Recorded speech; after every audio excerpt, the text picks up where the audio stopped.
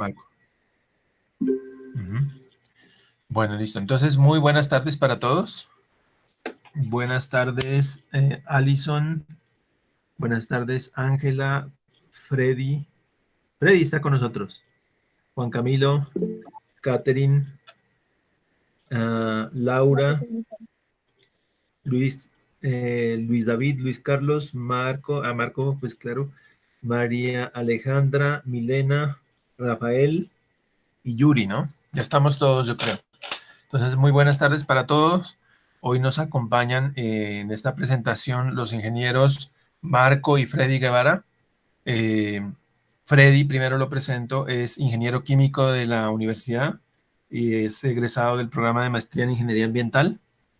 Y pues tiene mucha experiencia en modelación y en CFD. Y Marco es ingeniero químico también egresado de la Nacional, tiene la maestría en ingeniería química de la misma universidad y ahorita está haciendo doctorado en Estrasburgo, en Francia. Con Marco y con Freddy hemos trabajado durante varios años, ya muchos años, en investigación, hemos hecho muchos proyectos y pues mantenemos el vínculo y seguimos trabajando, ¿no? Es bien interesante. Entonces los invitamos hoy, tenemos, digamos, el gusto de tenerlos con nosotros hoy, porque pues tienen mucho por compartir, por enseñarnos todo lo que hemos aprendido en estos años. Ha sido muy valioso y pues Marco y Freddy siempre han estado muy atentos y han sido muy generosos en compartir lo que han aprendido. Yo no los voy a acompañar en la charla, no voy a poder acompañarlos, sí voy a estar conectado, pero voy a tener que atender otro asunto, pero los dejo con Marco y de pronto Marco también nos puedes contar un poquito más sobre ti y también Freddy, ¿no? Sí, señor, claro que sí. Muchas gracias, profe, por el espacio. Voy a compartir pantalla y me confirman si pueden ver si pueden ver mi pantalla, ¿vale?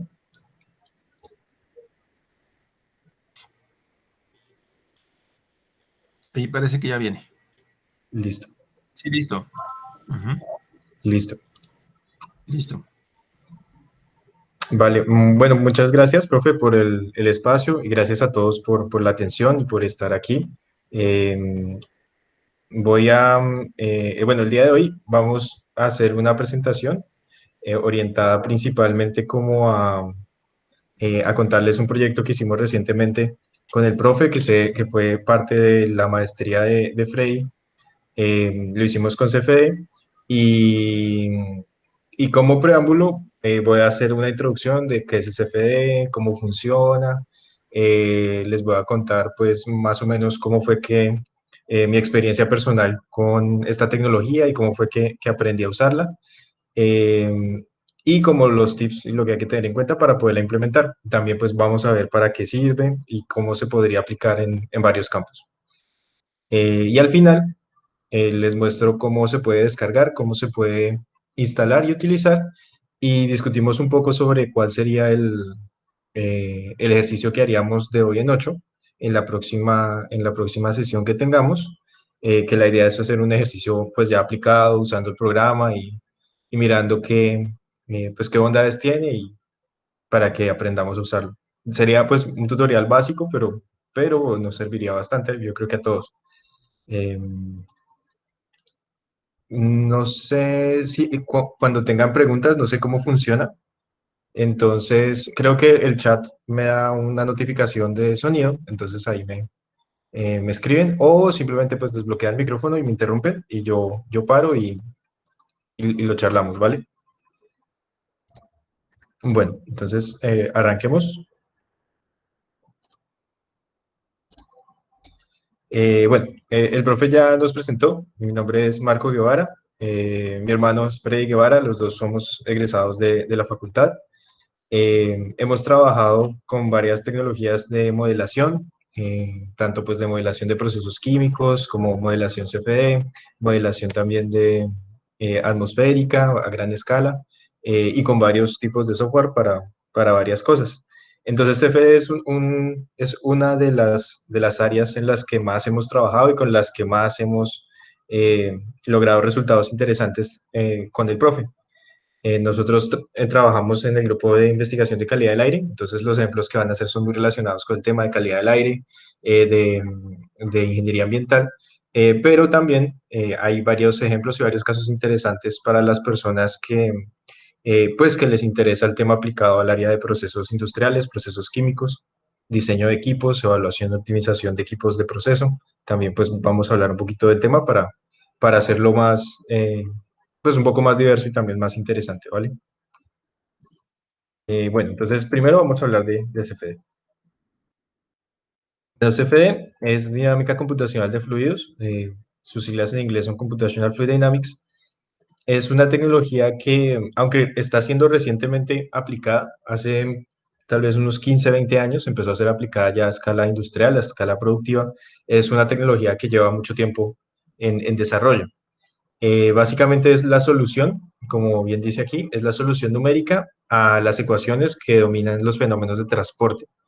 Y pues esos fenómenos de transporte están relacionados con la presencia de fluidos.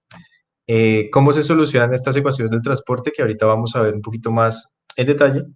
Se soluciona de una forma numérica, aplicando métodos numéricos para darle solución a estas ecuaciones que en su forma original son ecuaciones diferenciales parciales. Son ecuaciones diferenciales que son pues, complejas y que no tienen una solución analítica para un problema real. Entonces, la única forma de darle solución es de forma numérica.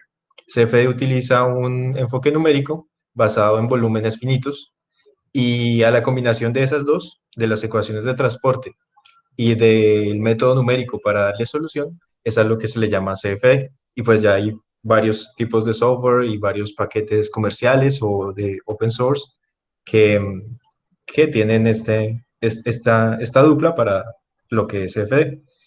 El método de elementos finitos es diferente.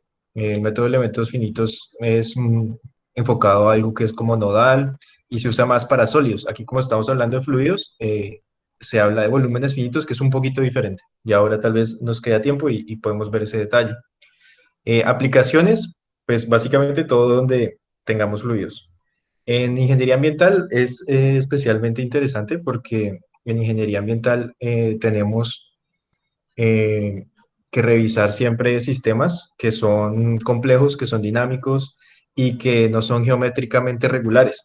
No es como un flujo en una tubería o de pronto en un reactor o en un intercambiador de calor, que pues nosotros sabemos la geometría del equipo, sabemos los fluidos que están dentro del equipo, con qué está interactuando y sabemos exactamente qué fenómenos y hasta qué punto llega cada fenómeno. También sabemos cuál fenómeno es el que controla el proceso, sabemos si es un intercambiador de calor, entonces sabemos, de acuerdo a las viscosidades de los fluidos, por ejemplo, si domina un fenómeno convectivo, un fenómeno difusivo, pero en el área ambiental es muy dinámico, es muy heterogéneo, es difícil porque tenemos, por ejemplo, en la calidad del aire, la meteorología, tenemos la emisión, tenemos que las fuentes además están algunas estáticas, otras en movimiento, hay gradientes de temperatura, hay zonas que son turbulentas, otras que no. O sea, esa dinámica y esa heterogeneidad, pues no se puede solucionar analíticamente. Entonces, al final, la ingeniería ambiental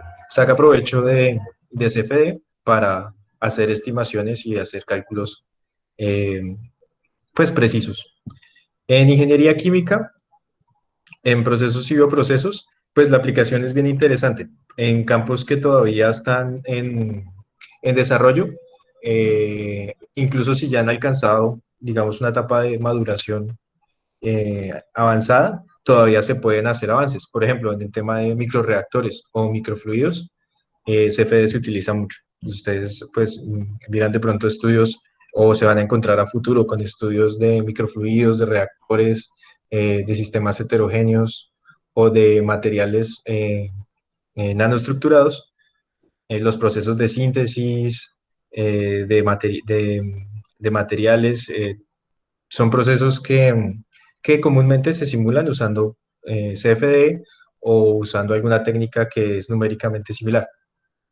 En ingeniería mecánica, también, digamos que para todo lo que es equipos de procesos, sistemas de fluidos, donde haya fluidos, bombeo, compresión, generación de energía.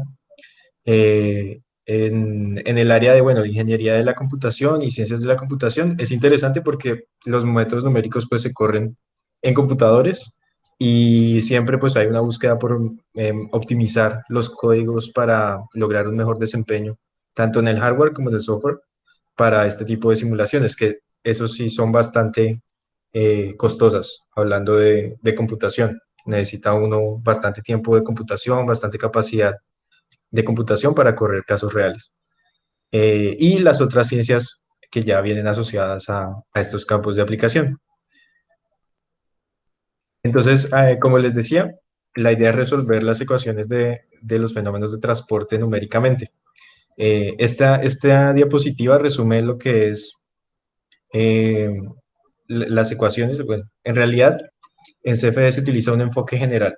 Entonces, em, para las personas que no han visto todavía el tema de fenómenos de transporte, lo que es transferencia de calor, transferencia de masa, em, reacciones, básicamente al final esos fenómenos se resumen en las ecuaciones de Navier-Stokes. Las ecuaciones de Navier-Stokes son estas, es una ecuación de transferencia de momento que viene en las tres dimensiones, x, y, z y tiempo.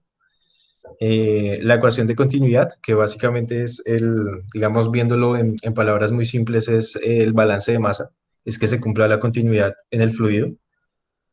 La ecuación de energía, que es la que nos da si hay intercambio de calor, si hay cambios térmicos y también en términos de energía cinética y potencial, pues, dentro del sistema, que en este caso es fluido. Entonces, como ustedes ven, pues son ecuaciones que son ecuaciones diferenciales parciales, son ecuaciones que además son no lineales y son ecuaciones que solo tienen solución para unos casos muy, muy, muy simplificados, que no son reales. Si uno quiere tener en cuenta una aplicación ya real, hay que darle una solución numérica. Em, entonces, digamos que, bueno, además de estos fenómenos, hay otros. Estos son como los mínimos dentro de un fluido. En un fluido uno tiene que el fluido tiene movimiento en las tres dimensiones. Uno tiene una ecuación que define que pues, el balance se cumpla, que la continuidad del fluido sea realista, que no se pierda fluido, que desaparezca, nada de esas cosas. Y en la ecuación de energía sucede lo mismo, se tiene que cumplir el balance de energía, es lo mínimo. Pero adicional a esto hay otros fenómenos. Si hay reacciones químicas, entonces hay una ecuación de transporte por cada especie química dentro del sistema. Si hay, por ejemplo, partículas, arrastre de partículas, por ejemplo, un sistema heterogéneo, como un reactor FCC en una refinería, que hay arrastre de los pellets catalíticos. Entonces tenemos, perdón, ¿alguien está preguntando algo?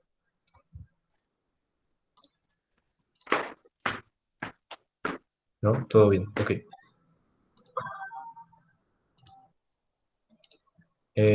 Bueno, ¿en qué vamos? Ah, bueno, entonces, por ejemplo, en un sistema heterogéneo, entonces aparecerá una ecuación por cada fase que haya. Si es una fase líquida con una fase acuosa o con una fase gaseosa, entonces habrá por cada fase una ecuación. Y si hay sólidos, por cada fase sólida habrá una ecuación. Entonces, en un sistema real, pues ustedes se imaginan, esto se vuelven muchas ecuaciones. Entonces, para eso se define una ecuación general de transporte, que es esta ecuación ya más fácil digamos, de manejar, y en la cual este símbolo phi puede tomar la identidad de una variable dentro del sistema. Entonces nosotros manejamos esta ecuación y cambiamos phi por las variables que estén. Si es la ecuación de continuidad, phi es 1. Si es la ecuación de momento, en x, phi se vuelve la velocidad en x, el componente vectorial de la velocidad en x.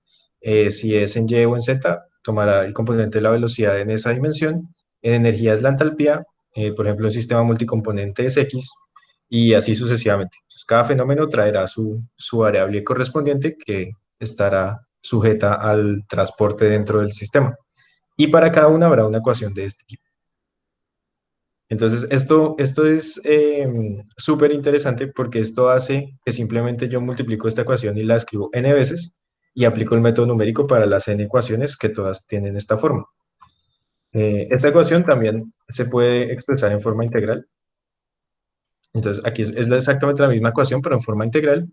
La forma integral se usa a veces para asimilarlo más fácil con deltas, ya para asociarlo al método numérico. O sea, ahorita no vamos a entrar en ese detalle, pues tiene todo un desarrollo de ecuaciones diferenciales.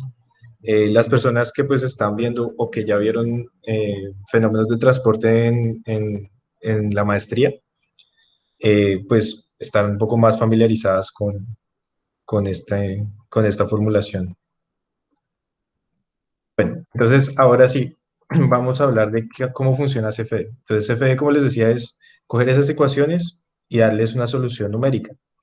Pero además eso pues tiene una metodología.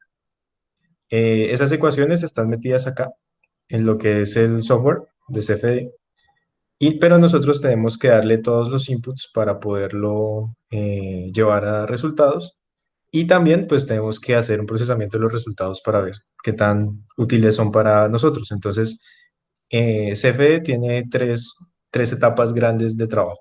El primero es el preprocesamiento, donde yo organizo todas las entradas, organizo la geometría, organizo cuál va a ser el dominio del fluido que voy a simular, hago el mallado, que es importante. El mallado es la discretización del volumen en elementos pequeños para hacer el método numérico discreto, el método numérico sobre ese dominio. Luego tenemos que definir unos criterios de convergencia, que básicamente lo mínimo son el cumplimiento de los balances de materia-energía, las residuales que están relacionadas con el error numérico, y esto que se llama fenómeno, bueno, monitor de fenómenos, es que yo hago un seguimiento a cada iteración del método numérico sobre el resultado de una variable que me muestra si el fenómeno que yo quiero ver converge o no. Luego, cuando yo ya tengo todo esto, entonces hago el procesamiento, que es correr el software, correr el programa, el modelo, y luego viene el postprocesamiento. En el postprocesamiento es simplemente manejar los resultados que obtengo. Una de las características de CFD es que me da muchísimos resultados. También es una desventaja, porque a veces uno tiene muchos resultados de muchas variables y que puede ser o desperdicio o yo capté algún fenómeno que no corresponde a la variable que me interesa. Entonces tengo que repetir la modelación orientada a esa variable. Entonces, bueno, digamos que esto ya es, digamos por ahora lo podemos ver como el modelo corriendo, pero aquí es donde se nota un poco, digamos, la experticia del usuario con la tecnología. Y ya después vemos que hay dos tipos de resultados, cuantitativos y cualitativos. Los resultados cuantitativos es comparar numéricos, datos numéricos, sacar estadísticas de validación, hacer experimentos en laboratorio y comparar con lo que obtuvimos en el laboratorio. Y los métodos cualitativos es sacar mapas de concentraciones, mapas de contornos de perfiles y ver pues si ese comportamiento, si primero es numéricamente lógico, que no haya discontinuidades o valores fuera de un rango normal. Y por otra parte, pues que sí estén de acuerdo con lo que uno espera que se obtenga. Y al final, entonces ya uno puede sacar las conclusiones. Si aquí lo más normal es que uno encuentre aquí cosas que no funcionaron y toca volver a hacer ajustes en el preprocesamiento y correrlo varias veces. Lo normal es que sea cíclico, que sea siempre retroalimentativo. Entonces, vamos a hablar de cada una de las etapas, empezando por el preprocesamiento, que es como el que más trabajo tiene. Es en la etapa en la que uno gasta más tiempo. Digamos, en horas hombre es la más costosa. Empecemos con el dominio. Entonces, aquí vemos dos ejemplos de dominio. Entonces, en CFD, como ustedes pueden ver aquí, hay hay como dos geometrías resaltadas. Esto es un manifold de un motor. Y aquí, ¿qué es lo que vemos? La pieza sólida metálica de la pieza, del equipo, por decir así. Pero resulta que, pues, como queremos modelar ese fluido, nosotros debemos definir la geometría del espacio por donde va a estar el fluido, que es esto que se ve acá en amarillo. Y ese paso es bien importante. En los ejemplos que vamos a hacer, eso no, tal vez no tengamos que hacerlo, depende del ejemplo que escojamos, pero sí es un paso crítico. Yo tengo que definir muy bien la geometría y las características de esa geometría. Por ejemplo, aquí si ustedes ven, aquí hay unos huequitos para atornillar la pieza. Es un flanchecito ahí para atornillar la pieza a a la que va conexa, pero pues a mí me interesa el fluido que va por dentro. Entonces, si me interesa el fluido que va por dentro, yo tengo que apuntarle es a que este dominio del fluido sea el que se defina correctamente. Aquí vemos otro ejemplo. Este ejemplo es un equipo de tratamiento de gas natural supersónico. Entonces el gas entra a muy alta velocidad supersónica por acá, se acelera y hace un efecto de flujo circular altamente turbulento y saca líquidos pesados por un lado. Y al fondo expulsa el gas pues ya, digamos, libre de parte de los condensados. Entonces aquí vemos lo mismo. Aquí está el dominio que se construyó, perdón, el sólido que se construyó, pero nos interesa ver en realidad es la parte que está en amarillo, que es el espacio por donde el fluido va a pasar, el espacio para el cual vamos a solucionar numéricamente las ecuaciones que ya vimos anteriormente. Bueno, como veíamos en el diagrama de flujo, luego de tener el dominio, tenemos que hacer la malla. Entonces aquí otra vez tenemos dos ejemplos. Aquí, el ejemplo de la izquierda corresponde a este de aquí abajo. Entonces yo saqué el dominio del equipo y sobre el espacio donde va a fluir el gas natural hice la malla. En este caso la malla es de elementos muy, muy chiquitos, de milímetros, menos de milímetros. Eh, pero es importante definir la malla de acuerdo a las características geométricas del sistema para que no haya problemas de convergencia. Es el equivalente a cuando en métodos numéricos uno define un paso de tiempo o un delta X para hallar una raíz. Es algo similar. Si uno define un delta X muy, muy grande, el método numérico simplemente diverge y, y no llega a nada. Pero si el delta X es muy pequeño, va a tomar más iteraciones para poder llegar a la solución. Este es el equivalente. El equivalente al delta X es la malla. Si yo defino una malla con elementos muy, muy gruesos, simplemente no voy a obtener un resultado numérico o el resultado no va a ser preciso. Y si la hago muy, muy pequeña, no solo hay dos riesgos. El primero es que no me va a llegar a la solución rápido. Me va a demorar días, varios días, tal vez semanas en llegar a una solución. Y el segundo problema es que precisamente como estamos hablando de fluidos y seguimos hablando dentro del concepto clásico de un fluido, que es una sustancia pura, continua y toda la cosa, corro el riesgo de caer en el espacio de romper el supuesto de la continuidad. Es decir, que ya a nivel molecular empieza a haber distribución de propiedades en la escala espacial y ya esas interacciones moleculares no las puedo yo representar con CFD. Tengo que asegurarme de que el tamaño del elemento cumple con el supuesto del continuo. En lo normal eso no se ve, pero pues la gente que trabaja con microfluidos sí está muy, muy cerca de romper digamos, esa condición. Y es una condición conceptual.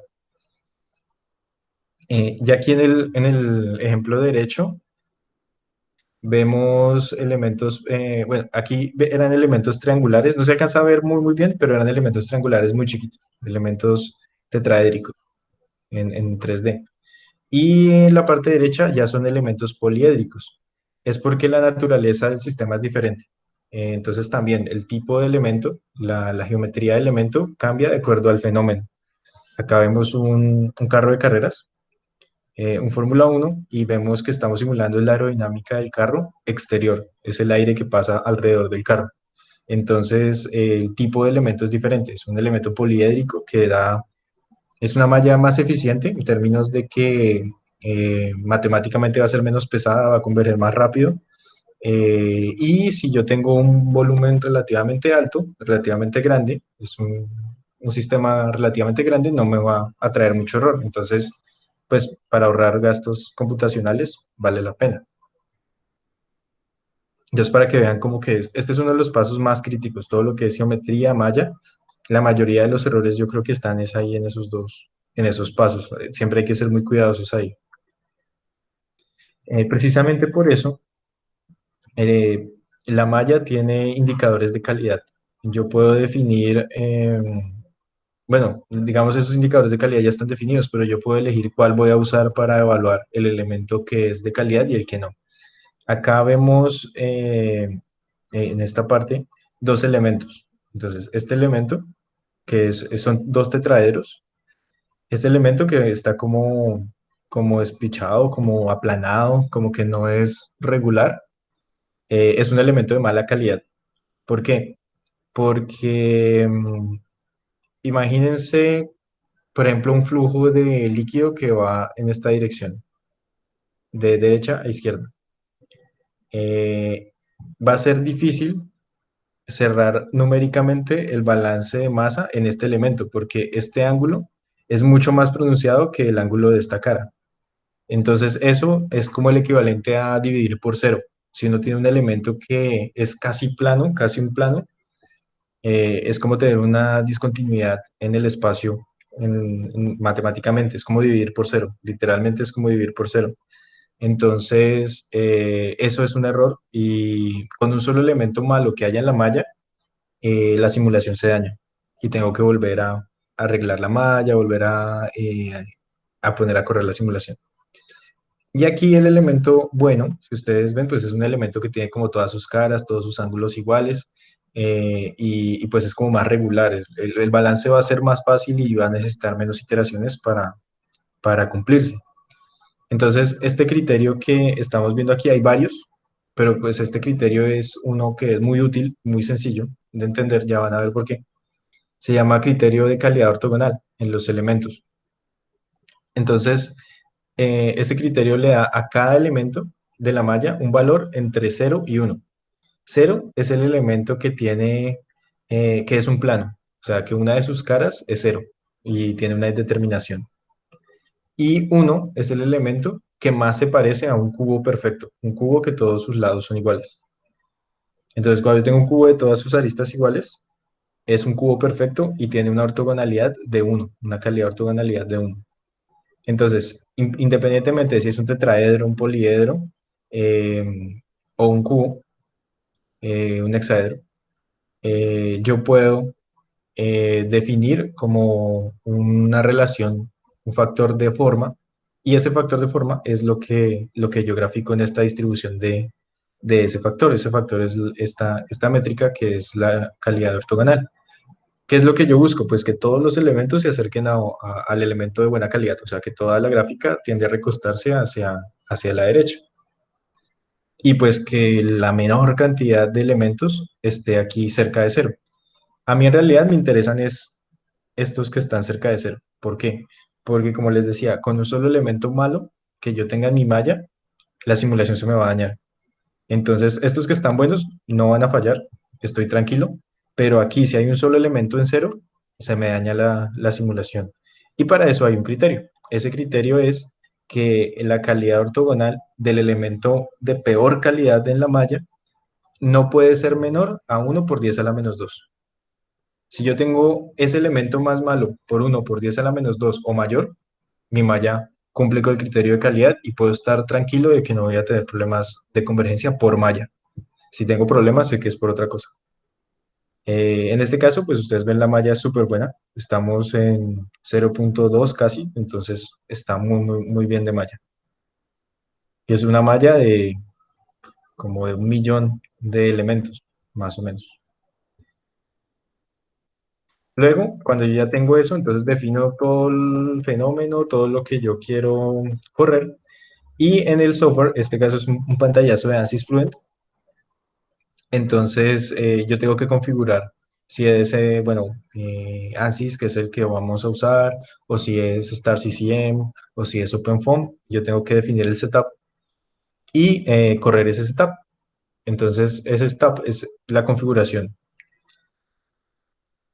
Más adelante les voy a mostrar algunos fenómenos que son interesantes de ver en CFE y que pues uno no ve en la mecánica de fluidos clásica que uno estudia en la escuela clásica de ingeniería, por decir así.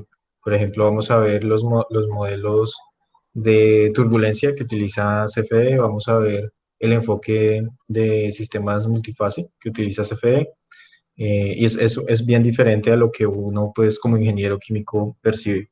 del enfoque clásico de ingeniería. Pero en general, si es un sistema muy sencillo, es como lo mismo, siempre las propiedades del fluido, la velocidad o el caudal, las presiones, ya lo vamos a ver en el ejemplo. Luego viene el procesamiento, que es correr el programa. Y acá viene la solución numérica. La solución numérica, yo le puedo hacer seguimiento, como les decía, uno de los criterios de convergencia es las residuales.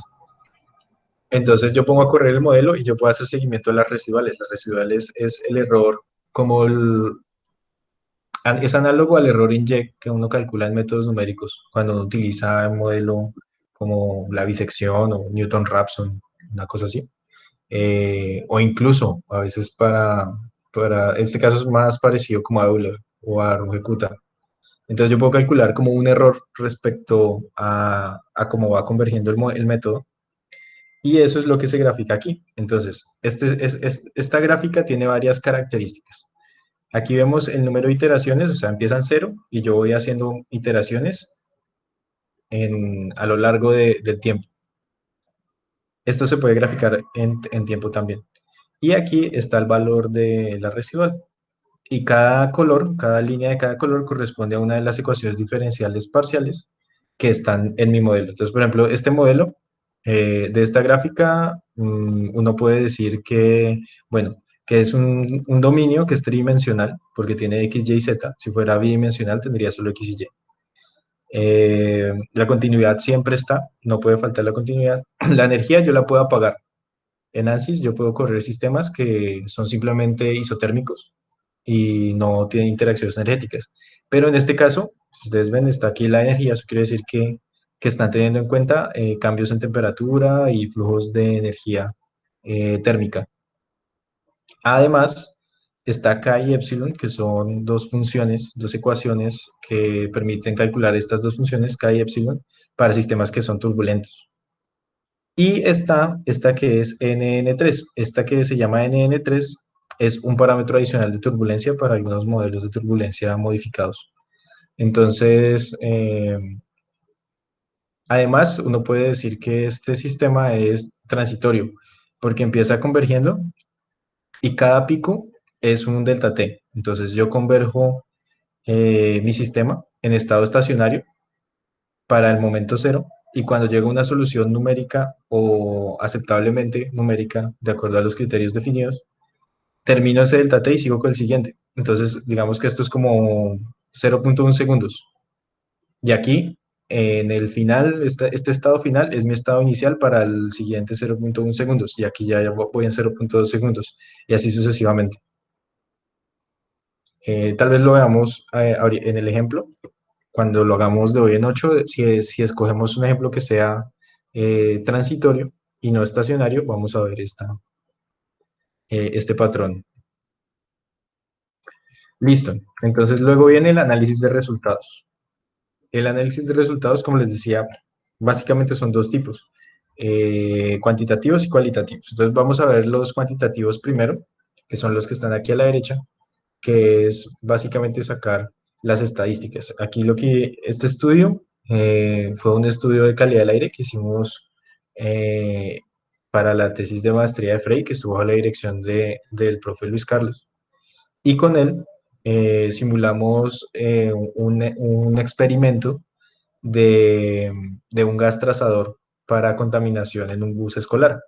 Entonces el experimento era que soltaban un gas trazador, el gas se dispersaba en el aire fuera del bus y se pusieron algunos receptores fuera y dentro del bus, y además pues se sacaron los resultados, ¿no? Entonces esos receptores de concentración del gas trazador es lo que uno compara contra lo que le dio la simulación. Entonces aquí comparamos en X, por ejemplo, los datos reales medidos por los sensores del gas trazador, y en Y tenemos los datos ya simulados, los que nos dio el simulador. Y esta es la correlación, entonces que también nos da la correlación entre los dos sets de datos. Eso sería un resultado cuantitativo, que en este caso pues está por encima de 0,8 y aquí por encima de 0,9. Eso es para posiciones diferentes. Aquí el experimento fue posición 1 a 32 kilómetros por hora y esto fue posición 2 a 64 kilómetros por hora.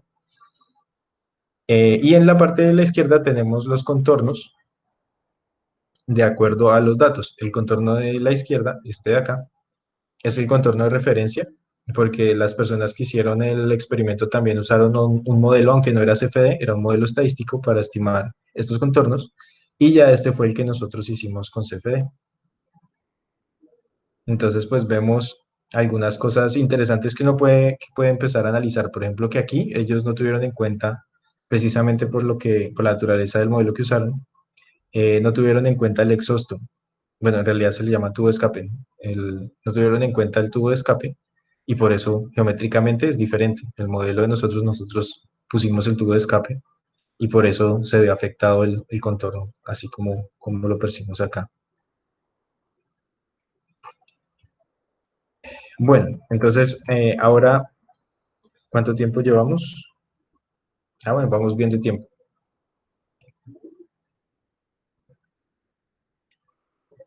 Entonces, vamos a ver unos modelos para los fenómenos principales que uno puede representar con CFD y que son modelos que ya están bien maduros, que uno puede implementar sin desconfianza, por decir así.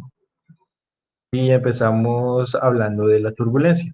Entonces, como les comentaba hace un tiempo, hace unos minutos, hay fenómenos que no se pueden entender con la lógica clásica o convencional. Bueno, pues sí se pueden entender, pero no se representan con la lógica clásica o convencional de la mecánica de fluidos.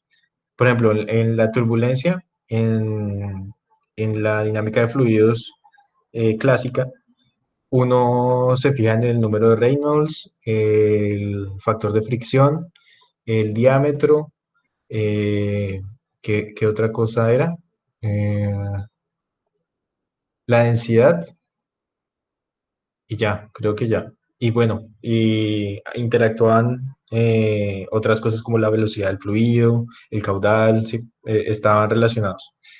¿Qué es lo que pasa en CFD? Pues precisamente nosotros no tenemos certeza sobre la geometría y el fenómeno pues sucede de forma dinámica o no es heterogénea, entonces busca dar un resultado más analítico.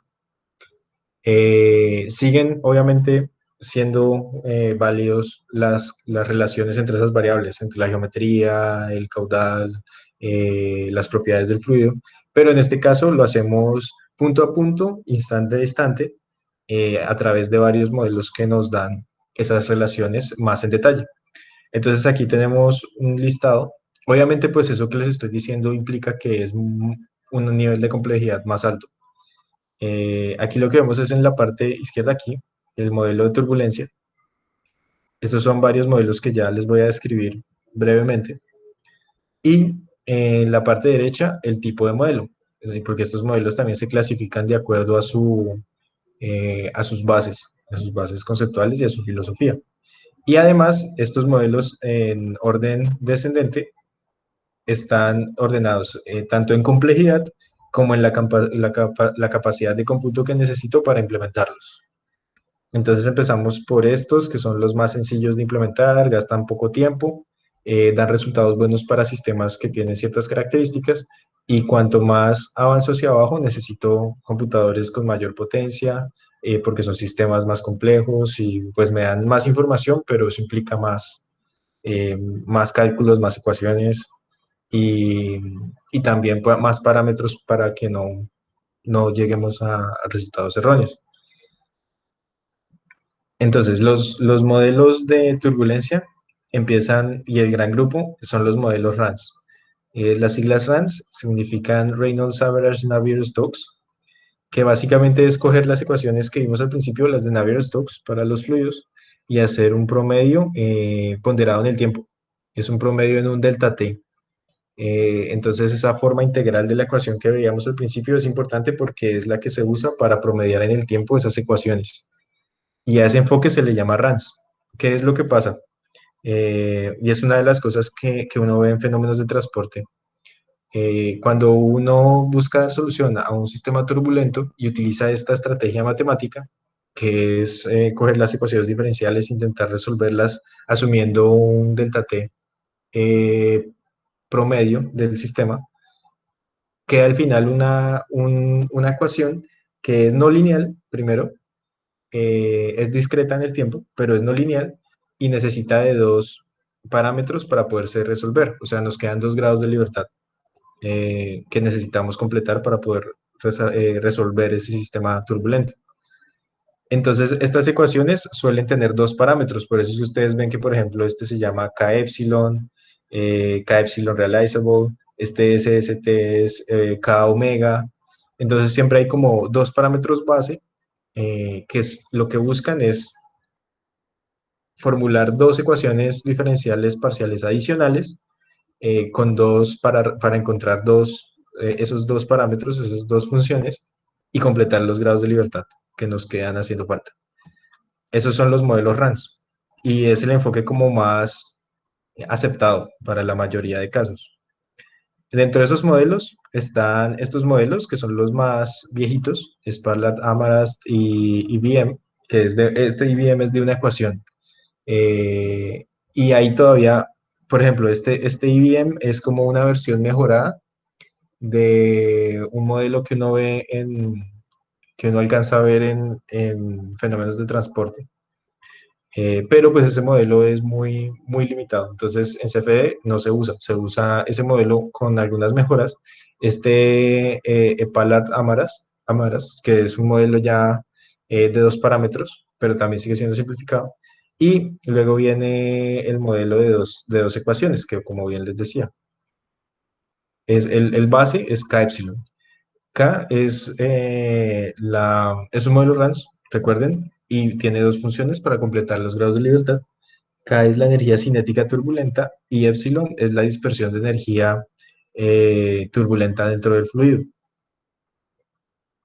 Este modelo es como en complejidad media baja, pero es muy útil, aunque tiene algunos supuestos. Por ejemplo, es para fluidos confinados o con cierta estabilidad, no es para sistemas altamente dinámicos. Eh, donde no hay, por ejemplo, flujos subsónicos, porque flujos supersónicos no son bien modelados por K epsilon. Tiene sus supuestos, pero para la mayoría de aplicaciones se usan. Por ejemplo, eh, para temas ambientales, para equipos de proceso, eh, se suele usar K epsilon, porque es de buena convergencia, relativamente, pues, de complejidad media, no necesita tanta capacidad de computación y permite obtener resultados precisos.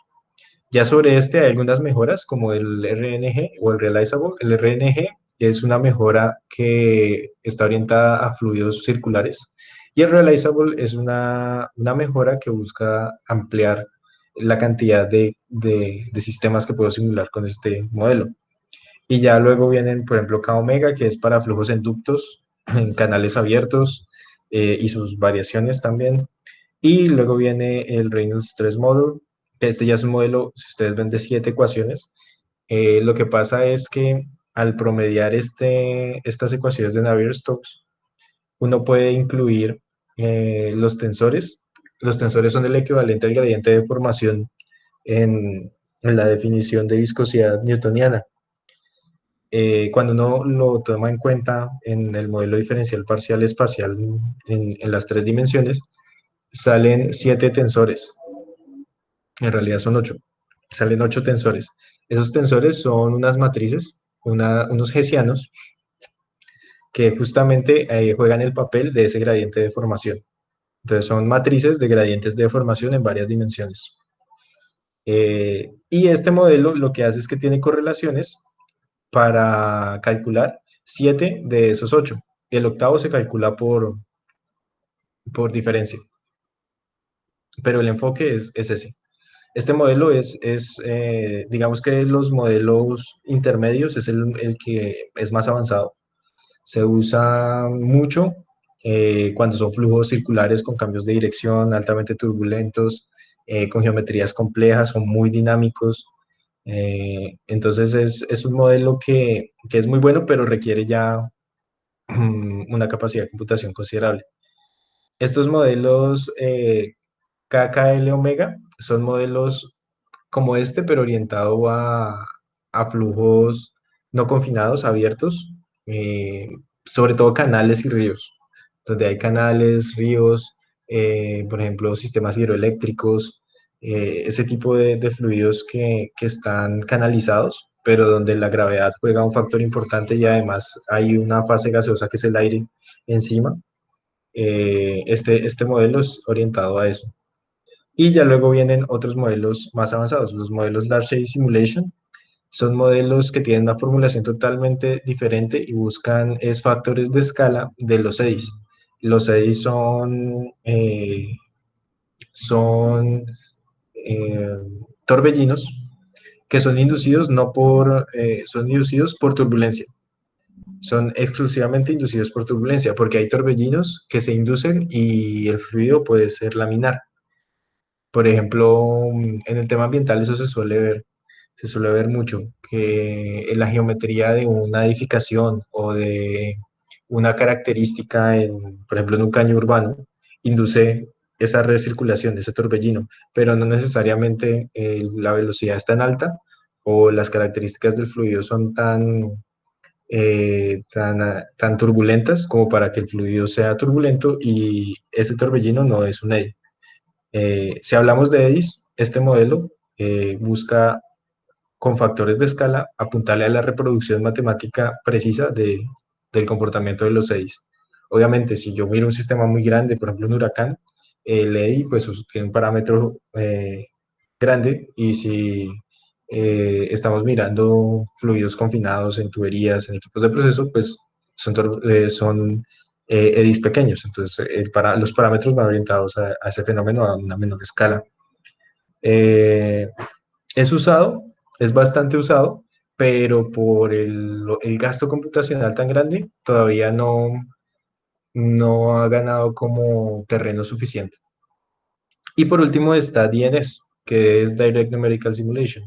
Este enfoque es simplemente yo no promedio nada en el tiempo, no es como acá, que yo promedio con un delta T típico. El DNS es un enfoque diferente. En el DNS yo busco discretizar las ecuaciones de transporte con un delta T muy, muy pequeño, tendiendo a cero. Y la soluciono sin hacerle ningún tipo de discretización. Es decir, las cojo tal cual están diferenciadas en su formulación integral o diferencial parcial y intento aplicar un método de integración numérica justo sobre esa ecuación con un delta t muy, muy pequeño. O sea, es pura fuerza bruta.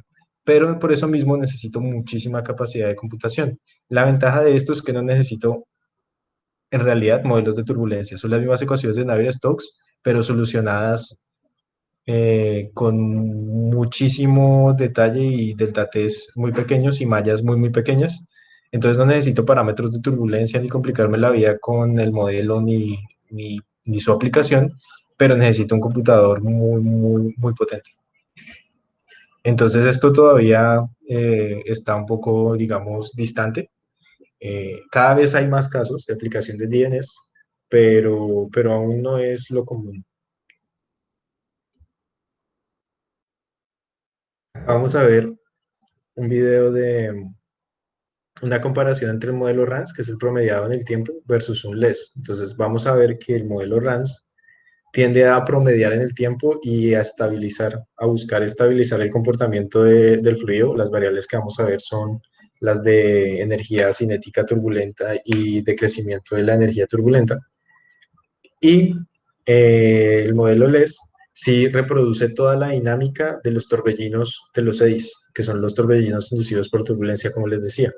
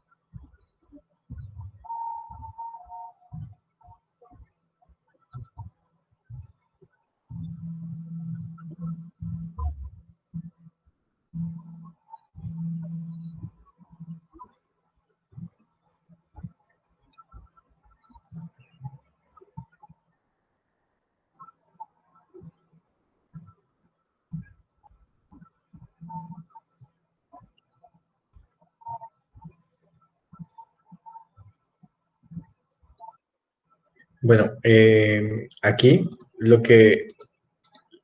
algo interesante es que si ustedes ven desde el principio, el modelo RANS tiende a buscar el estado ya estacionario del sistema. O sea, una vez el sistema ya se ha estabilizado. Mientras que en el modelo LES sí vemos que todos los 6 se desarrollan y tienen su dinámica hasta el final del sistema, mientras llega a estabilizarse. Al final, obviamente, los dos resultados van a coincidir. LES después de haberse estabilizado y RANS, pues desde el principio ya busca una condición más estable. Entonces, se hacen comparables después de cierto punto. Por ejemplo, acá justo en este último instante, si ustedes ven, este parámetro estable ya se hace ligeramente comparable con este. O sea, al final, después de un tiempo, estos dos van a ser muy similares. ¿Eso qué quiere decir? Que el modelo LES nos sirve más para cuando el equipo está en estabilización, cuando el sistema está en estabilización, que empieza a moverse y necesita un tiempo para llegar a una condición estacionaria.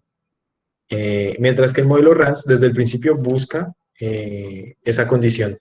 Entonces, si yo quiero analizar, digamos, la dinámica de un sistema respondiendo, la respuesta de un sistema de control a una perturbación, el modelo RANS tal vez no sea el más adecuado, porque en términos de tiempo, el LES me da una consideración más realista de lo que pasa internamente en el fluido con la turbulencia.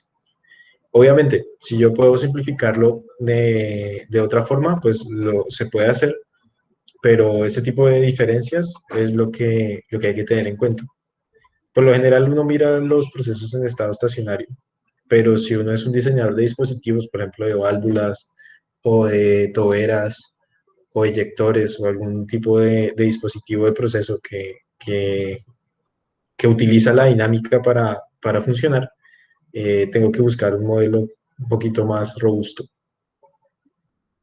Bueno, entonces, miremos el modelo K-epsilon. Esta es la formulación del modelo K-epsilon. Como les decía, son dos funciones, una para K y una para epsilon. K es la energía cinética turbulenta y epsilon es la energía, la disipación, la tasa de disipación de la energía. Este modelo es de dos funciones, K y epsilon. Entonces, como les decía, hay 2 grados de libertad que tenemos que completar. Y se completan con 2 ecuaciones. Esas 2 ecuaciones son ecuaciones de transporte también, pero su función, o sea, el phi, se reemplaza aquí por k y aquí por epsilon. Y estas son las 2 ecuaciones diferenciales parciales que nos completan esos grados de libertad. Esas ecuaciones dependen de ciertos parámetros adicionales. Entonces, esos parámetros adicionales son, por ejemplo, la viscosidad turbulenta en este modelo. La viscosidad turbulenta es una viscosidad, es un valor matemático, en realidad no tiene una relación directa con la realidad. Es más para poder estimar un valor de epsilon y de k que pueda ser usado para que converjan estas ecuaciones diferenciales parciales. Sin estos son como, son como ecuaciones empíricas, que lo que buscan es orientar la convergencia de estas ecuaciones diferenciales parciales a, a una solución con un sentido físico real. Y pues hay varios parámetros, si mal no recuerdo, son 5 parámetros en el modelo más sencillo K epsilon para tener el modelo completo y poder meter estas 2 ecuaciones diferenciales en el sistema.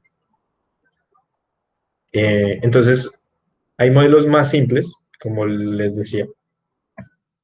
Ese modelo está acá, es el estándar K epsilon, pero hay modelos más simples, no muy usados, y hay varios modelos más complejos dependiendo del grado de complejidad que buscamos. Bueno, entonces ya saliendo del tema de turbulencia, entremos al tema de fases, sistemas multifase. Cuando uno analiza sistemas multifase, por lo general se imagina, por ejemplo, una torre de destilación, que es vapor y líquido, o un evaporador, que es un líquido con algún volátil, y ese volátil tiene, es principalmente agua, vapor de agua, o un secador, por ejemplo, que es sólido, líquido y gas. O sea, uno se imagina ese tipo de interacciones multifase. En CFD es un poco diferente. En CFD las fases, además de tener esas interacciones de transferencia de masa, de termodinámica y de transferencia de calor, antes que eso tienen una distinción física, que es de acuerdo a la relojía. La relojía es cómo se deforma y cómo se comporta cada fase como fluido. Entonces, hay dos tipos de fases, de acuerdo a la teoría conceptual de CFD. Una fase es la fase euleriana, que es lo que entendemos como una fase continua. Entonces, cuando nosotros modelamos un líquido, eso es una fase euleriana. Por ejemplo, el agua o el aire son fases eulerianas. Por ejemplo, un gas es una fase euleriana, un vapor es una fase euleriana.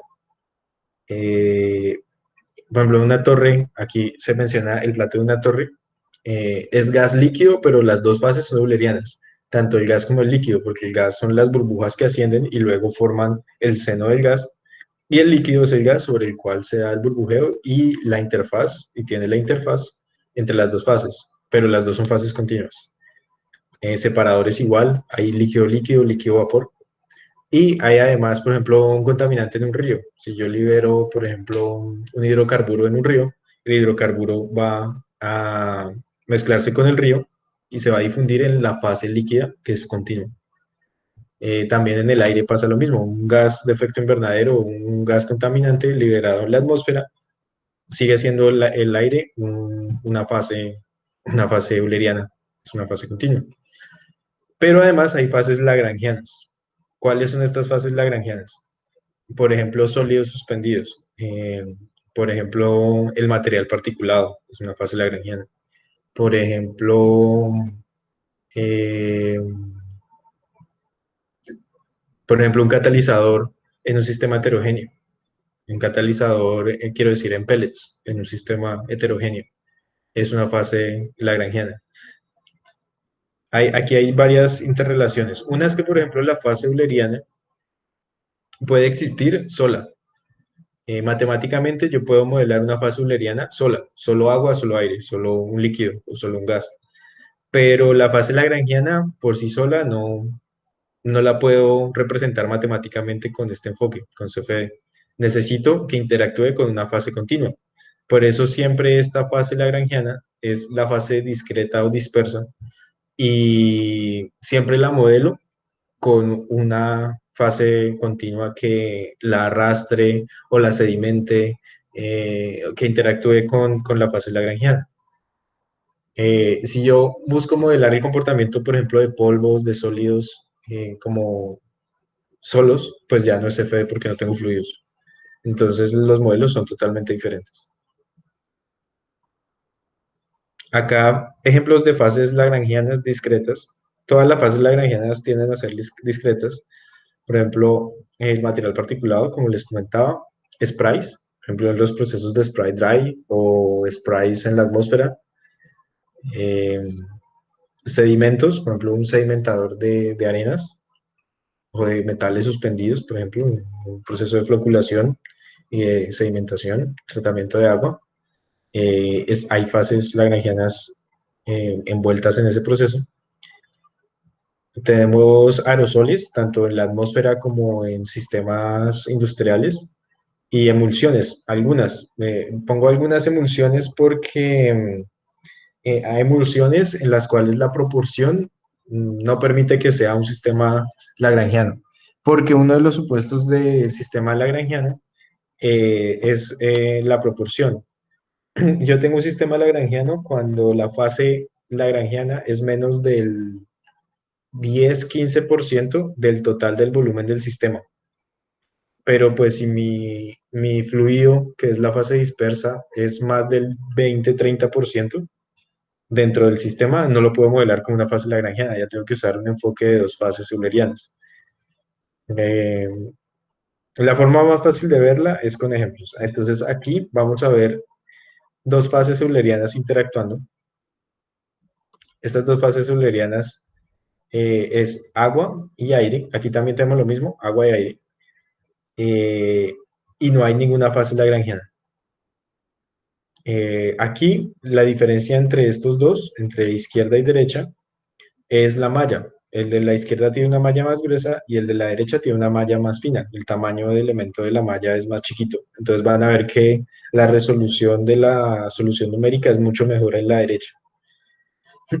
Y está el parámetro alfa, que el parámetro alfa es la función, la variable, es la variable, perdón, que nos dice este modelo. Este modelo se llama volume of fluid y el modelo volume of fluid es simplemente declaro una ecuación para para esta variable alfa, otra ecuación diferencial parcial para esta variable alfa, que tiene un valor entre 0 y 1 y simplemente me dice es cuánto porcentaje, cuánta fracción de cada fase hay en cada elemento. Entonces, por ejemplo, en estos elementos que se ven aquí inicialmente azules, alfa tiene un valor de 0 que corresponde al aire. Y aquí donde está rojo es de 1 que corresponde al agua. Eso quiere decir que yo tengo agua y aire y algunos elementos donde tengo una mezcla entre los dos. Y para eso tengo una ecuación de transporte, de acuerdo pues a lo que ya miramos que es FD. Aquí vuelvo y les menciono, pues la idea es que la proporción, o sea, el agua tiene que ser por lo menos 15% de todo el sistema. Si yo tengo muy poquita agua, la puedo modelar incluso como una fase lagrangiana, como, como goticas de agua. Pero vamos a ver cómo se desarrolla el modelo. Aquí una de las características es la gravedad, ¿no? En los sistemas multifase la gravedad tiende a ser bastante importante. Aquí ya vemos que después de un tiempo el sistema se estabiliza y tenemos simplemente la interacción de la oscilación de las olas. Aquí en la izquierda, pues vemos que no hay como aire, no hay gotitas de aire en el líquido, pero aquí sí vemos que hay zonas donde todavía hay gotitas de aire esperando a flotar para volver a la fase gaseosa encima. También, pues los tiempos de estabilización son un poquito diferentes, si ustedes se fijan. Todo pasa un poco más rápido en uno que en otro, o de forma diferente.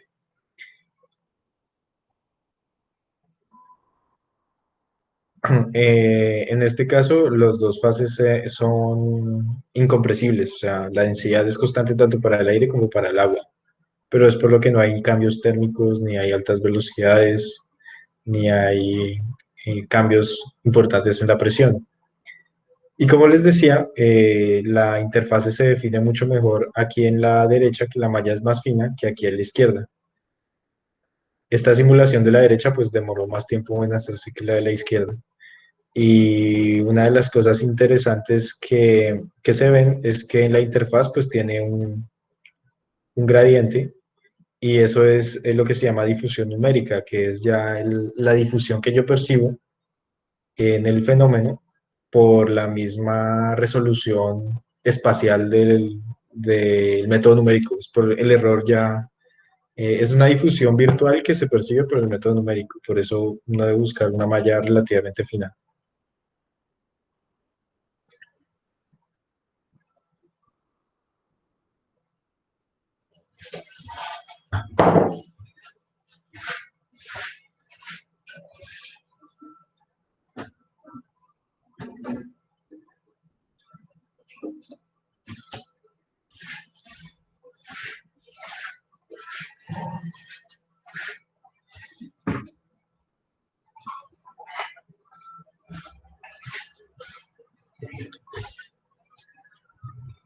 Bueno, aquí ya terminó, entonces podemos continuar. Lo volví a colocar. Bueno. Y luego tenemos el modelo de fase discreta. Es el DPM, Discrete Phase Model. Es un modelo lagrangiano en el cual tenemos una fase lagrangiana y una fase continua. Eh, bueno, características de este modelo es que tiende a necesitar que la interacción sea transitoria. En general, en los sistemas multifase, la interacción tiende a ser transitoria. Aquí vemos un video de una fase discreta dentro de un tambor rotatorio y estos pellets son la fase discreta. Estamos viendo es una acumulación y una transferencia de calor.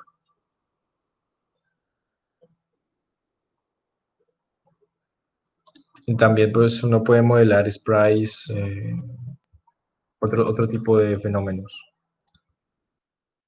Y bueno, entonces ya llegado a esta etapa, vamos a discutir qué sucede con el software. Entonces vamos a ver qué tipo de software hay. Voy a empezar hablando del modelo OpenFOAM, que es el modelo open source, eh, que pues es en realidad un modelo bastante utilizado. Es gratuito, corre en Linux y tiene, bueno, tiene tanto ventajas como desventajas. Sus siglas son Open Source Field Operation and Manipulation, que corre en Linux, es de licencia libre, pero pues una de las ventajas de que corra en Linux es que computacionalmente es un poco más eficiente, entonces corre más rápido que Fluent, por ejemplo, pero al ser basado en código, su configuración es más demorada, necesita más preparación y el preprocesamiento es más engorroso. Aquí vemos pues como la interfaz gráfica del modelo para obtener los resultados, porque en realidad el modelo se hace el setup en código, pero acá tenemos ya una vez uno ha hecho el procesamiento y está sacando los resultados, cómo se vería. Bueno, corre en Windows también. Bueno, cuando hice esta presentación era hace 2 años, ya ahorita ya son más años, ya son tal vez unos 5 o 6 años desde que salió la primera versión para Windows. Y se puede correr de dos formas, tanto directamente en el código del sistema de Windows como en la versión para Windows del terminal de Linux. Bueno, no es bueno en preprocesamiento, como les decía, porque todo es en código. Todo es puro código desde la terminal. Lo bueno es que tiene varios casos. Entonces, por acá tiene varias ventajas. Uno es que es bastante estable, entonces se guardan los resultados son confiables, no se pierden si se va la luz, ¿sí? Uno puede continuar desde donde quedó, o sea, tiene esas ventajas que eso a veces no es tan fácil de implementar con otros modelos. Eh, Tiene casos base para muchos problemas. Entonces, por ejemplo, si yo quiero usar Kepsilon para un sistema turbulento, hay un ejemplo, una plantilla. Entonces, yo puedo tomar ese ejemplo y simplemente incluir lo que yo quiero incluir o cambiar lo que yo quiera cambiar. Todo viene en 2D, pero es fácilmente escalable a 3D. Quiero decir los ejemplos, ¿no? El modelo funciona perfectamente en 3D también. Y pues trae actualizaciones trimestrales y al ser gratuito, al ser libre, pues el soporte en realidad es muy bueno. Hay una comunidad grande que lo utiliza. Luego tenemos ANSYS Fluent. ANSYS es la casa matriz dueña de Fluent. Fluent es un solver de CFD. ANSYS posee varios. Fluent es uno de ellos, pero Fluent tiene el reconocimiento de ser el mejor. El otro es CFX, que es originalmente desarrollado por ANSYS. Tiene varias aplicaciones para las cuales es muy utilizado, por ejemplo, cuando la reología es no newtoniana, en fluidos no newtonianos, por ejemplo, para la industria de alimentos, para la industria farmacéutica, para síntesis de materiales, polímeros, por ejemplo. CFX es muy usado. También para los sistemas mecánicos, a veces es todavía bastante usado. Sistemas de bombeo, turbomaquinaria. Y Fluent es muy usado para lo que es sistemas fluidos, turbulentos, multifase, multicomponente. Entonces, al final, digamos que para los propósitos de la profesión de ingeniería química, cualquiera de los dos puede servir, pero Fluent tal vez tiene un abanico de aplicaciones más amplio y más interesante. Eh, es un software que es licenciado, nosotros usamos la licencia académica, que la podemos usar por 6 meses, y ahorita les muestro cómo la podemos descargar e instalar de la página de ANSYS. Eh, pero es una licencia que es costosa para uso comercial y también para uso incluso en investigación. Entonces, hay que tener en cuenta eso al usar la herramienta. Corre tanto en Windows como en Linux. Yo la verdad nunca lo he usado en Linux, pero sé que corre en Linux. Eh, y tiene, a diferencia de OpenFOAM, que es solo el procesamiento y algunas herramientas de asistencia para las otras etapas, aquí sí tenemos todo a la mano para preprocesamiento, procesamiento y postprocesamiento. Es un modelo hecho en C, mientras que OpenFOAM está hecho en C++. Ya las últimas versiones, yo creo que la arquitectura ya la actualizaron. No estoy seguro, pero yo creo que ya la arquitectura ha sido actualizada, al menos en Fluent. Y Fluency a veces es un poco inestable. Fluency tiene el problema de que se cierra, eh, se pueden perder resultados. eh, sí, o sea, hay que ser cuidadosos.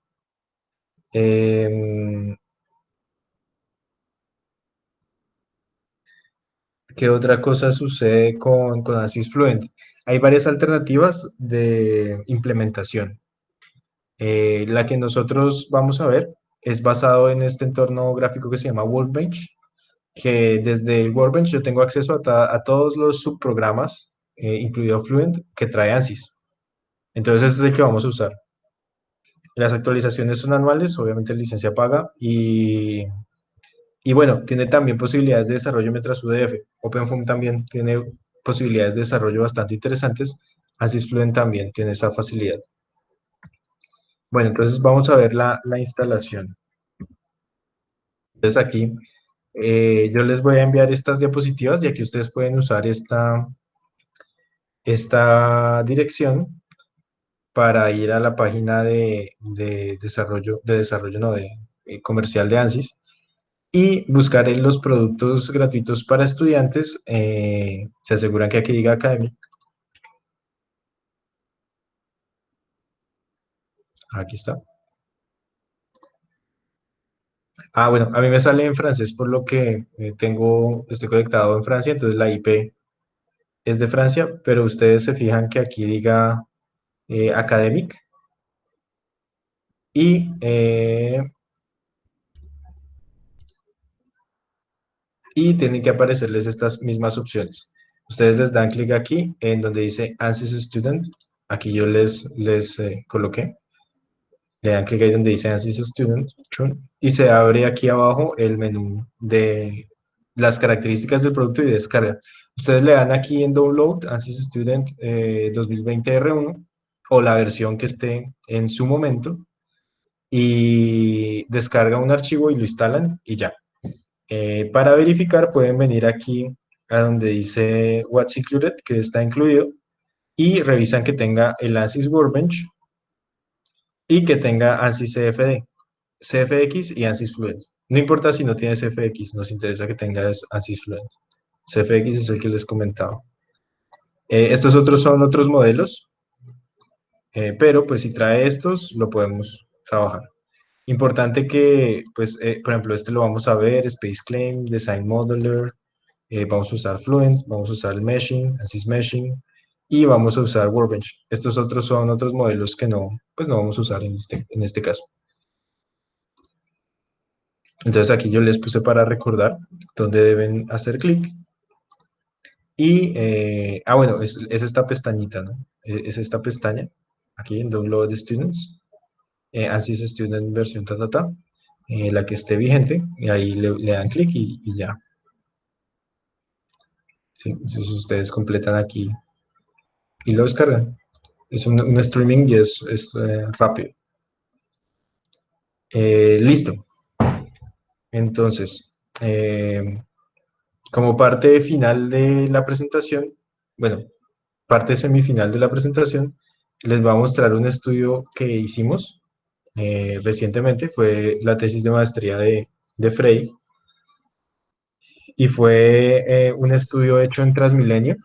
Hicimos, primero que todo, monitoreos dentro de los buses de Transmilenio y simulamos las emisiones de los tubos de escape de los buses de Transmilenio eh, para ver qué tanto de esos gases, bueno, en realidad fue material particulado, qué tanto de ese material particulado entraba dentro de la cabina del bus y contaminaba el interior del bus en términos del nivel de exposición de los pasajeros a ese contaminante. Entonces empecemos por resumir un poco el alcance del proyecto y la metodología. Aquí se midió en El Dorado, Calle 80 y Caracas, que son las troncales que se señalan acá en el mapa. ¿Alguien escribió?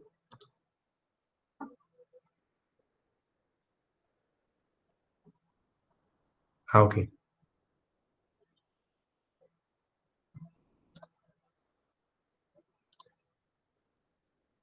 Acá tenemos las troncales del sistema en el cual hicimos los monitoreos. Usamos estos equipos, el 2Track 2, para medir PM2.5 y tomamos los datos con GPS, con una aplicación que se llama My Car Tracks, y las tomamos segundo a segundo.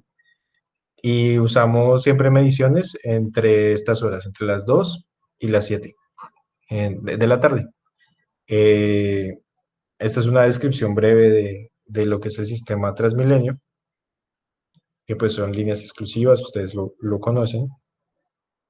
Y estos son los resultados que corresponden a los datos experimentales. En este caso se muestra la avenida Caracas. En azul, lo que tenemos es la velocidad. Se puede decir que es como el ciclo de conducción en el cual el bus acelera, llega a una velocidad cerca a la velocidad crucero, que es 60 kilómetros por hora, y baja, para en la estación o en el semáforo y acelera nuevamente, llega a una velocidad y baja otra vez y así, constantemente. Y la línea verde es el nivel de contaminación medido en la posición de un pasajero dentro del bus. Se midieron 8 posiciones. Esta es una de las 8 posiciones. Entonces, bueno, de solo los datos experimentales ya se pueden sacar varias conclusiones, como ustedes pueden ver. La primera es que hay oscilación tanto en la velocidad del vehículo como en los niveles de contaminación y que tienden a ser eh, correspondientes en cierto punto, ¿sí? Digamos en cierto nivel. Por ejemplo, acá cuando vemos que el bus está quieto, posiblemente pues esperando en una estación, los niveles tienden a subir. Eso es porque cuando el bus entra en movimiento, la aceleración hace que haya una ventilación del ambiente interior del bus y elimina un poco de esa contaminación, la diluye, por decir así. Entonces, la aceleración afecta en diferentes formas, no solo hay ventilación, dependiendo del lugar y de la dinámica, también hay más contaminación por la aceleración o desaceleración del bus. Independientemente de eso, también aquí vemos que hay una concentración clara de background, o sea, esta dinámica, esta parte inestable transitoria de la contaminación, nunca es menos que como 15 microgramos por metro cúbico. Ese sería el valor de background de esta troncal. Y la dinámica de los picos se da por encima de ese valor siempre, mientras estemos en el recorrido. Eso quiere decir que de base, pues ya hay una concentración de, de contaminación fija. Bueno, ya entrando al tema de CFD, usamos el modelo ANSYS, ANSYS Fluent. Se montó la geometría, como estamos mirando pues el preprocesamiento, hicimos la geometría del bus simplificada, con las características suficientes para representar el bus. Se hizo el dominio, como si el bus fuera por una sección cuadrada de la vía. Y hicimos la malla poliédrica. En este caso, malla poliédrica, por lo que les decía, es fluido abierto, no es fluido confinado. Y pues es más eficiente. Entonces hicimos el mallado, nos dio una malla de 3 millones de elementos, con una calidad ortogonal buena, de 0.12, como les explicaba anteriormente, que es mayor a 1 por 10 a la menos 2. Utilizamos la ecuación de la energía para tener en cuenta posibles fenómenos térmicos que pueda haber, como el calor del motor, sobre todo el calor de las emisiones que sale del exhausto, se simuló caliente. La turbulencia, usamos el modelo Epsilon Realizable. No fue un flujo multifase, pero modelamos el PM2.5 como una especie adicional, con un modelo multicomponente, que sabemos que no es así, pero el modelo fue validado con este enfoque. Entonces, para ser coherentes con, porque recuerdan el estudio de los gases trazadores, el gas trazador es una fase, es otro componente dentro de la misma fase. Entonces, digamos que no tiene sentido pues utilizar un modelo que fue validado con un gas trazador para simular la dispersión de una forma diferente. Era más coherente asumir que el material particulado está en una proporción tan pequeña que se comporta como un componente más del aire. Por eso se simuló fue con el modelo de varias especies, un modelo multicomponente. Resultados, entonces aquí ya tenemos el contorno, resultados tanto cualitativos como cuantitativos para, bueno, hicimos varias velocidades. Aquí estamos viendo los datos para la velocidad de 20 kilómetros por hora. La parte aquí, estos numeritos son las posiciones en las cuales se midieron dentro del bus, empezando aquí cerca a la cabina del piloto, es decir, del conductor, y aquí en la mitad del fuelle, la posición 5 y en la parte de atrás, la posición 8. Entonces vemos que espacialmente la contaminación tiende a distribuirse en la parte con tendencia a la parte de atrás. ¿Por qué? Porque el escape del bus está justamente localizada hacia la parte trasera del bus. Eh, Adicionalmente a este patrón espacial, se comparó con los datos medidos y los datos del modelo para saber, porque el modelo uno incluye únicamente las emisiones del bus. Entonces podemos saber cuánto de las emisiones del bus fueron a dar dentro del vehículo. Y en este caso encontramos que, por ejemplo, en la posición 8, que es la más crítica, 69% de la contaminación a esta velocidad, cuando el bus circula a esta velocidad, es del mismo bus. Eso quiere decir que si el bus pasara a una tecnología de cero emisiones, eh, la exposición de las personas que viajan en esta sección del bus se reduce en un 70%.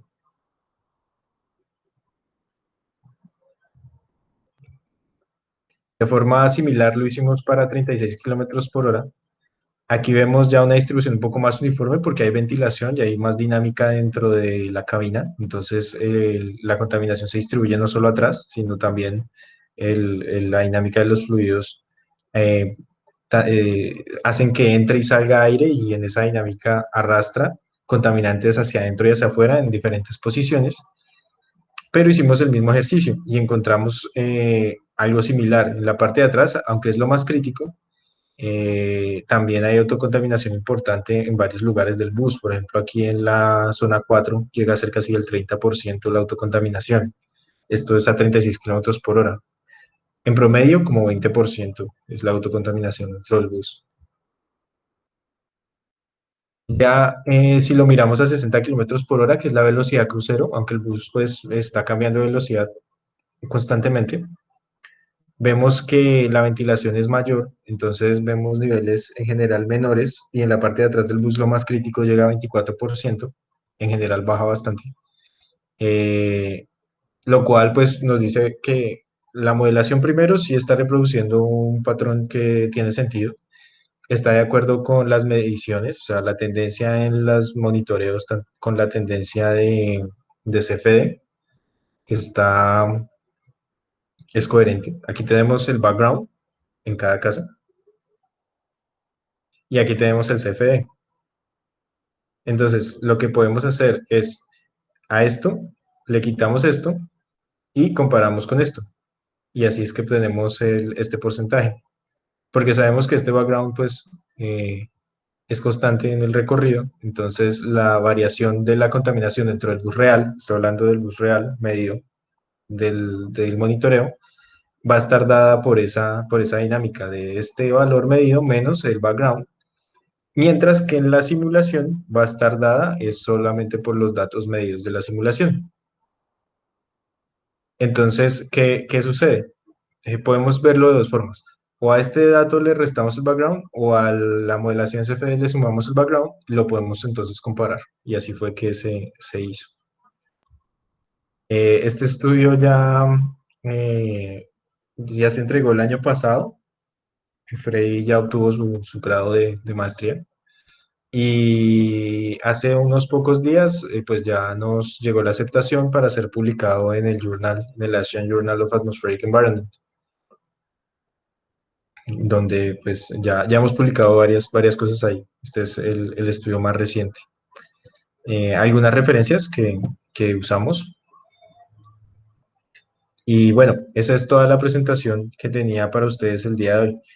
Eh, Me gustaría mostrarles, pues la dinámica, como les decía, es, yo les comparto esta presentación para que puedan instalar el software, el modelo, y la idea sería que nos pongamos en este momento de acuerdo en alguno de los casos que me gustaría que hagamos a modo de tutorial la próxima semana, el próximo viernes.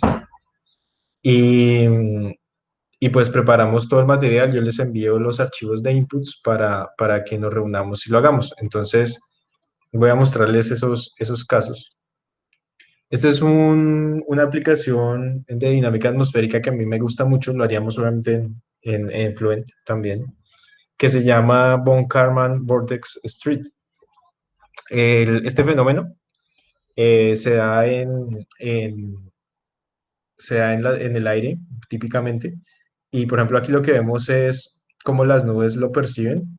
Es un modelo que se da cuando hay una obstrucción a un flujo de aire, a un flujo de aire, no, de fluido, en realidad puede ser cualquier fluido, y genera un patrón de oscilación de vórtices oscilatorios. Nosotros, ¿cómo lo simularíamos? Lo haríamos en 2D de capacidad computacional, haríamos el mallado, sacaríamos los resultados y sacaríamos el resultado como video. Es un flujo que es laminar, entonces pues la desventaja es que no veríamos cómo funciona la turbulencia y el aire pues nos toca considerarlo incompresible, por lo que es un flujo laminar, no vale la pena tenerlo en cuenta como compresible. Y es un flujo transitorio. Pues tiene que ser transitorio para poder ver la dinámica de los vórtices oscilatorios.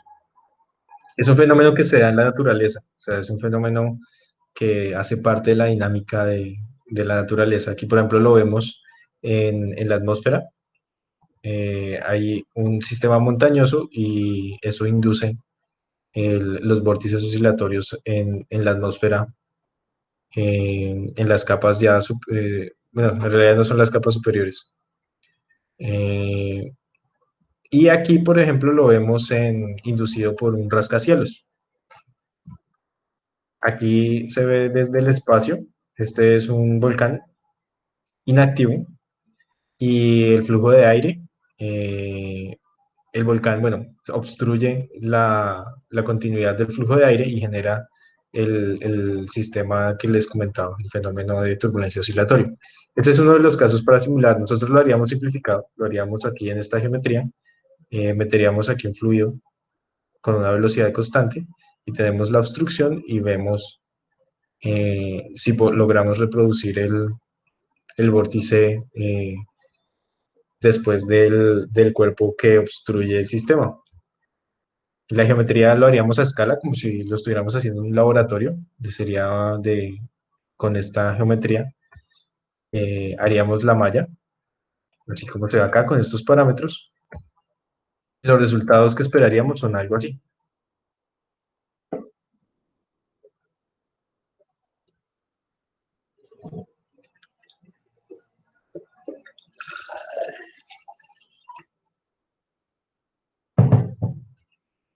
Entonces la meta sería correr la simulación y sacar este video. Y bueno, de tarea, como posible proyecto, les quedaría, esta es una idea para quienes lo quieran intentar. Es como un challenge del siguiente nivel, un desafío. Otro ejemplo que podremos hacer es un codo de mezcla en 3D.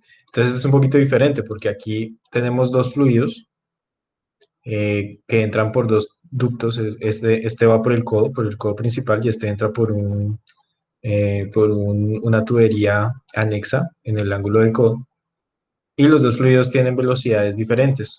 Entonces, tienen tanto velocidades como temperaturas diferentes, y podemos ver qué pasa dentro en un sistema que es laminar incompresible, pero en 3D. Y además con intercambio de calor, porque vamos a tener que ver las temperaturas. Podemos hacerlo también sin temperaturas. Por ejemplo, aquí está térmicamente aislado, pero podemos verlo con temperaturas. Hay otro sistema que es multicomponente, en el cual vemos aquí como varias entradas y varias salidas a un sistema de mezcla, y vamos a tener concentraciones diferentes de gases diferentes. Entonces vamos a ver qué pasa en las salidas.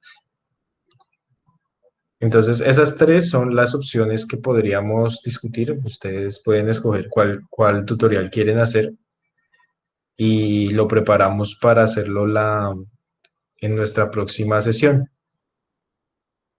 Entonces, pues ustedes díganme qué opción les parece más interesante.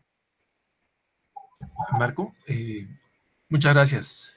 Muchas gracias por la presentación, ¿no? Muy interesante, como siempre, muy didáctico, muy claro. Yo no sé Con si para gusto. escoger el proyecto hacemos una votación por el chat. Le ponemos un número a cada posibilidad y que cada uno vote el número. Ah, ok, listo. Sí. Ujú. Bueno, entonces, ¿cómo les ponemos los números? Uno, dos y Puede ser uno, 2 y 3. Uno sería la opción del fenómeno Karman Vortex Street. La opción 2 sería el Mixing Elbow. Y la opción 3 sería el Mixing Pipe.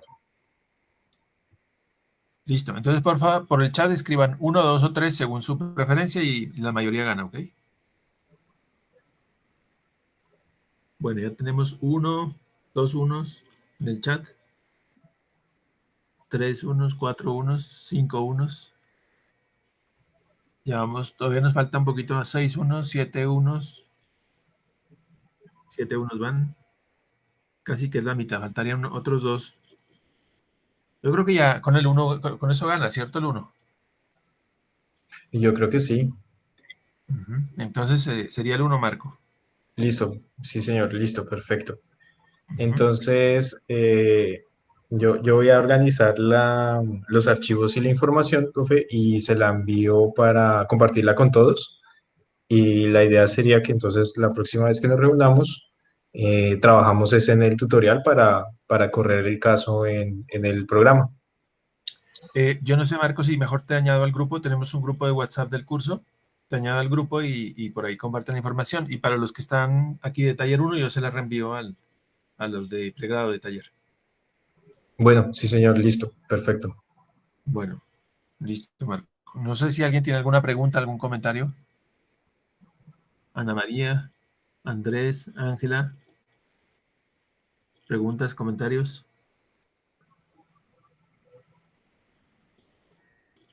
Bueno, listo. No, no, pues muy interesante, muchas gracias por la presentación, muy, muy chévere. Bueno, No, igual está grabado mucho. y vamos a compartir, ¿no? Con todos para que Marco quede grabado ahí para compartirla y para que pues el registro, ¿no? Bueno, entonces Rafael, que es de pregrado, no sé cómo lo viste, Rafael.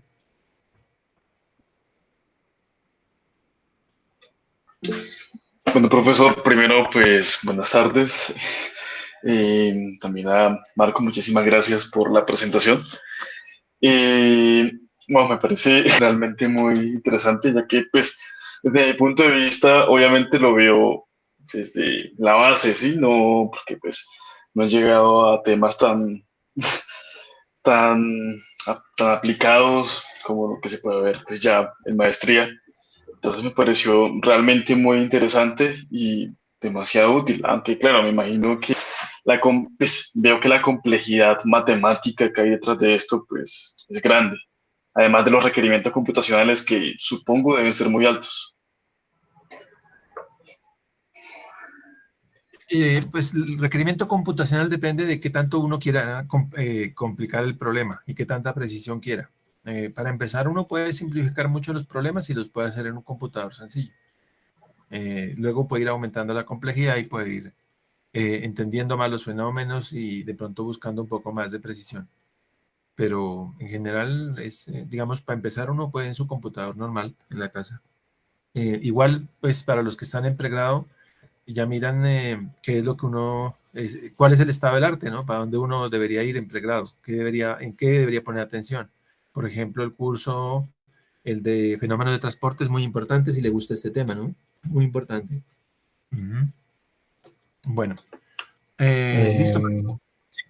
Sí, el tema computacional, pues digamos que lo bueno es que cada vez es más fácil tener acceso a equipos que pueden correr las simulaciones. Por ejemplo, el ejemplo que vamos a hacer, lo podemos hacer en cualquier computador de hoy sin problema, pero hace 20 años no era tan fácil. Entonces, yo creo que ese tema cada vez va a ser más accesible eh, y, y pues la complejidad numérica, sí, es como, yo creo que es como casi como cualquier tema. La complejidad puede llegar a ser tanta como uno quiera buscar o cuanto más quiera uno adentrarse en el detalle, pero para aplicarlo en realidad es más cuestión de como de practicar y uno mismo autoentrenarse para lograr implementar la herramienta en varios casos y desarrollar como la lógica del uso de la herramienta. Sí, una cosa interesante de la experiencia de Marco es que Marco también ha armado computadores. O sea, es posible armar uno mismo su clon y tiene un buen poder, costo razonable. No sé si nos cuentas un poquito, Marco, de eso. Sí, sí, señor, claro. Sí, uno, digamos, para armar bueno, el computador se arma también dependiendo de a lo que uno apunte. Cuando uno quiere hacerlo para modelar en CFD, uno le apunta como a características clave. Las características clave son la memoria RAM y, y la capacidad de procesamiento, entonces un buen procesador. Nosotros hemos tenido con Freddy ya la experiencia de haber armado 3 equipos, 3 computadores, eh, y sucede lo que les digo, cada vez es como menos la brecha entre la capacidad disponible y lo que es necesario para correr este tipo de simulaciones. Nosotros hemos corrido sistemas bueno, estas simulaciones, por ejemplo, las del el bus escolar, las de Transmilenio, u otras simulaciones ya más grandes y un poquito más pesadas, en clones armados por nosotros y que pues no son tan costosos como lo era un workstation de Hewlett Packard o de Dell hace unos años. Entonces, esa brecha yo creo que se va a ir superando. Obviamente, cada vez también pues habrán eh, servidores y clústeres gigantes que son capaces de hacer cosas mucho más complejas y mucho más demandantes, pero, pero también parte del uso de la herramienta está en simplificarlo para poder sacar provecho y obtener los resultados eh, que son útiles para el propósito, ¿no? Eh, y, y pues sí, en el caso de nosotros, pues cacharrear con los equipos y con los computadores y ponerlos a punto, también fue parte de la experiencia y yo creo que fue una experiencia muy buena, porque también tiene uno la visión desde el punto de vista de físico de la máquina, qué recursos puede explotar y qué recursos no. Marco, cuánto costaría armarse un clon más o menos bueno? Creo que Eh, tú me contaste que el clon que usaron para el proyecto de Freddy costaba como 4 millones, una cosa así. sí, señor, sí, más o menos en esa época. lo compramos como en el 2017, a final de 2017. No, mentiras, fue en el 2018, fue hace 2 años exactamente. Como 4 millones más o menos, sí, como alrededor de 4 millones. Em, y era, bueno, ¿qué características tenía? Ese era un equipo con 32 gigabytes de RAM y teníamos un procesador, un Ryzen 3. Era un Ryzen 3, una AMD, porque nos dimos cuenta que para este tipo de simulaciones los AMD se desempeñan mejor. Los Intel son más adecuados como para trabajo pesado, pero gráfico, trabajo en gráfico, en video, en otro tipo de aplicación. Para lo que era simulación numérica, el desempeño de AMD es bastante mejor. Entonces, nosotros ya hace un buen tiempo trabajamos es con AMD principalmente. Bueno, Marco, muchísimas gracias. No sé si alguien más tiene alguna pregunta, algún comentario. Bueno, entonces, Marco, nos veremos la próxima semana. Muchísimas gracias de nuevo. Y gracias también a Freddy, que todo esto que ustedes vieron acá, pues es un aprendizaje colectivo, ¿no? De mucho tiempo, con muchas personas. Eh, y pues es bien interesante. Como miran, hay muchas aplicaciones, hay muchas posibilidades y las perspectivas son muy grandes, ¿no? Entonces, Marco, muchas gracias. Nos veremos la próxima semana. Y a todos también muchas gracias por estar aquí. Ya nos veremos pronto. Gracias, Para profe. mí es un gusto poder compartir con ustedes. Muchas gracias por el espacio y quedo atento a cualquier cosa, no duden en consultarme. Vale, Marco, muchas gracias.